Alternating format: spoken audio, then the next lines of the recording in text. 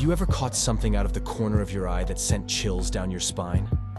What if it wasn't just your imagination? Every night, Sarah fell asleep to the comforting glow of her bedside lamp, a small beacon of light that kept the darkness at bay. But lately, she'd noticed something strange. A shadow in the corner of her room that seemed to be growing darker and larger with each passing night. At first, she chalked it up to her overactive imagination. The shadow was likely just a trick of the light, a harmless illusion.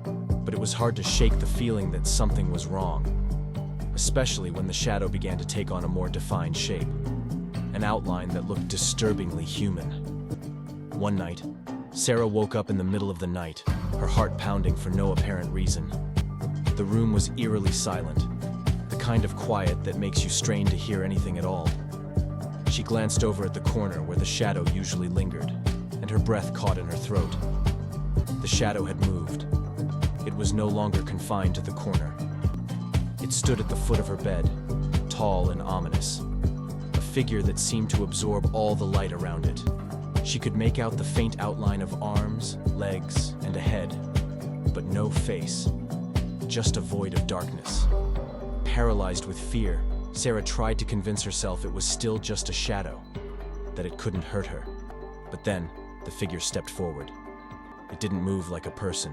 It glided, silent and smooth, until it was standing right beside her bed.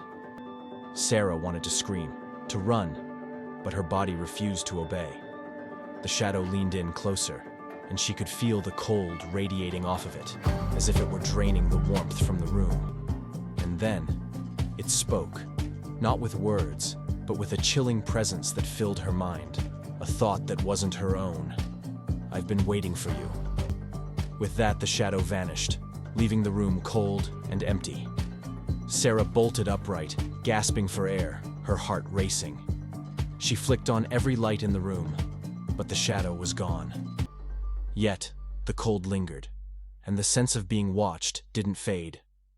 That night, Sarah didn't sleep, and the next night, and the one after that, she kept every light on, too terrified to let the darkness creep back in. But deep down, she knew it was only a matter of time before the shadow returned. Because once it found her, it wouldn't stop until it claimed what it had come for.